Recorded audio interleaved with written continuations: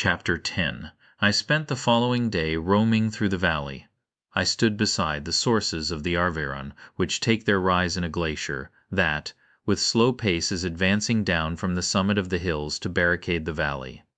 The abrupt sides of vast mountains were before me, the icy wall of the glacier overhung me, a few shattered pines were scattered around, and the solemn silence of this glorious presence chamber of imperial nature was broken only by the brawling waves, or the fall of some vast fragment, the thunder sound of the avalanche or the cracking, reverberated along the mountains, of the accumulated ice which, through the silent working of immutable laws, was ever and anon rent and torn, as if it had been but a plaything in their hands. These sublime and magnificent scenes afforded me the greatest consolation that I was capable of receiving. They elevated me from all littleness of feeling, and although they did not remove my grief, they subdued and tranquilized it. In some degree also, they diverted my mind from the thoughts over which it had brooded for the last month. I retired to rest at night, my slumbers, as it were, waited on and ministered to by the assemblance of grand shapes which I had contemplated during the day. They congregated round me, the unstained snowy mountain top, the glittering pinnacle, the pine woods, and ragged bare ravine, the eagle soaring amidst the clouds, they all gathered round me, and bade me be at peace. Where had they fled when the next morning I awoke? All of soul inspiriting fled with sleep, and dark melancholy clouded every thought. The rain was pouring in torrents, and thick mists hid the summits of the mountains, so that I even saw not the faces of those mighty friends. Still I would penetrate their misty veil and seek them in their cloudy retreats. What were rain and storm to me? My mule was brought to the door, and I resolved to ascend to the summit of Montanvert. I remembered the effect that the view of the tremendous and ever-moving glacier had produced upon my mind when I first saw it. It had then filled me with a sublime ecstasy that gave wings to the soul, and allowed it to soar from the obscure world to light and joy. The sight of the awful and majestic in nature had indeed always the effect of solemnizing my mind, and causing me to forget the passing cares of life. I determined to go without a guide, for I was well acquainted with the path, and the presence of another would destroy the solitary grandeur of the scene. The ascent is precipitous, but the path is cut into continual and short windings, which enable you to surmount the perpendicularity of the mountain. It is a scene terrifically desolate in 1,000 spots. The traces of the winter avalanche may be perceived where trees lie broken and strewed on the ground, some entirely destroyed, others bent, leaning upon the jutting rocks of the mountain, or transversely upon other trees. The path as you ascend higher is intersected by ravines of snow, down which stones continually roll from above. One of them is particularly dangerous, as the slightest sound, such as even speaking in a loud voice, produces a concussion of air sufficient to draw destruction upon the head of the speaker. The pines are not tall or luxuriant, but they are somber and add an air of severity to the scene.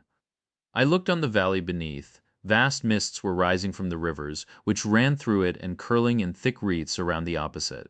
Mountains whose summits were hid in the uniform clouds, while rain poured from the dark sky, and added to the melancholy impression I received from the objects around me. Alas, why does man boast of sensibilities superior to those apparent in the brute? It only renders them more necessary beings. If our impulses were confined to hunger, thirst, and desire, we might be nearly free. But now we are moved by every wind that blows and a chance word or scene that word may convey to us. We rest, a dream has power to poison sleep. We rise, one wandering thought pollutes the day. We feel, conceive, or reason, laugh or weep, embrace fond woe, or cast our cares away. It is the same, for, be it joy or sorrow, the path of its departure still is free. Man's yesterday may be like his morrow, naught may endure but mutability. It was nearly noon when I arrived at the top of the ascent. For some time I sat upon the rock that overlooks the sea of ice. A mist covered both that and the surrounding mountains.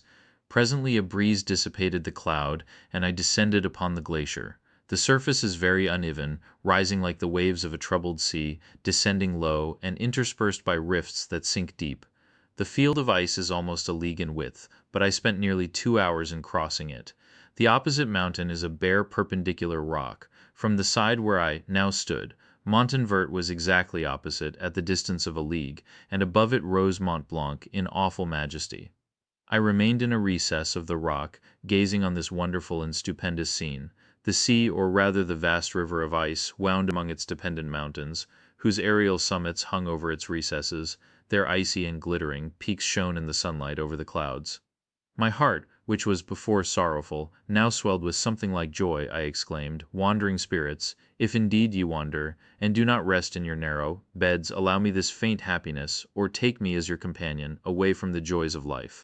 As I said this, I suddenly beheld the figure of a man at some distance, advancing towards me with superhuman speed. He bounded over the crevices in the ice, among which I had walked with caution. His stature, also, as he approached, seemed to exceed that of man.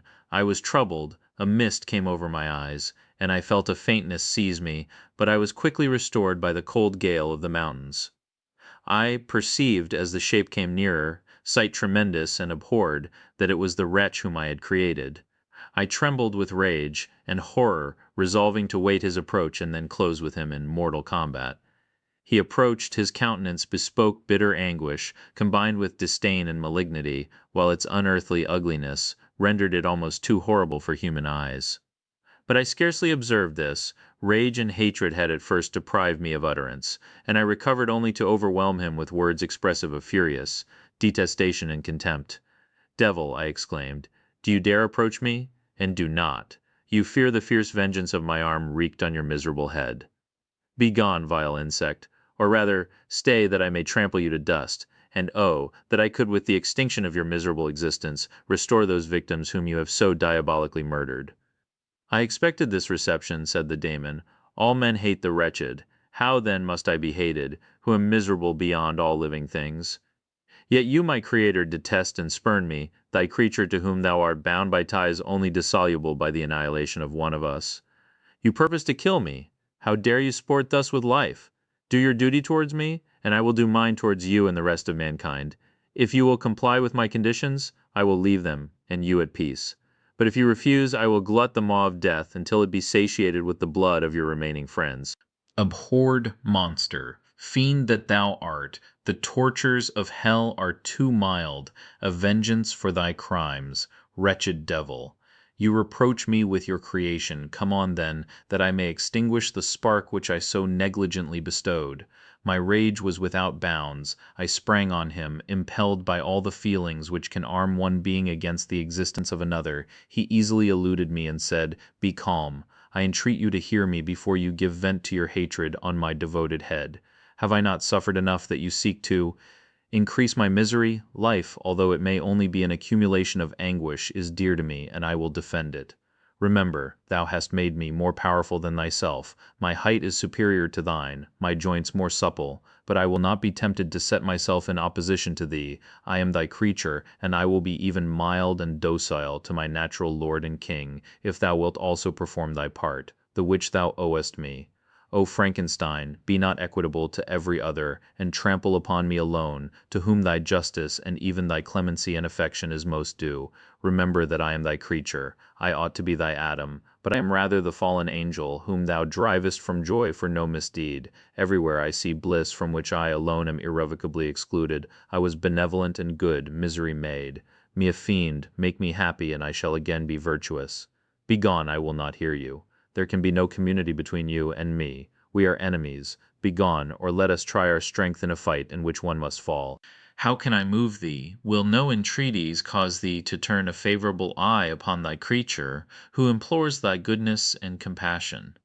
Believe me, Frankenstein, I was benevolent. My soul glowed with love and humanity. But am I not alone, miserably alone? You, my creator, abhor me. What hope can I gather from your fellow creatures, who owe me nothing? They spurn and hate me. The desert mountains and dreary glaciers are my refuge. I have wandered here many days. The caves of ice, which I only do not fear, are a dwelling to me, and the only one which man does not grudge.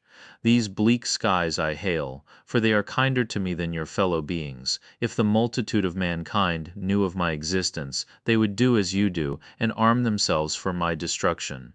Shall I not then hate them who abhor me? I will keep no terms with my enemies. I am miserable, and they shall share my wretchedness. Yet it is in your power to recompense me and deliver them from an evil which it only remains for you to make so great, that not only you and your family, but thousands of others shall be swallowed up in the whirlwinds of its rage. Let your compassion be moved, and do not disdain me. Listen to my tale. When you have heard that, abandon or commiserate me, as you shall judge that I deserve. But hear me. The guilty are allowed, by human laws, bloody as they are, to speak in their own defense before they are condemned. Listen to me, Frankenstein. You accuse me of murder, and yet you would, with a satisfied conscience, destroy your own creature. Oh, praise the eternal justice of man.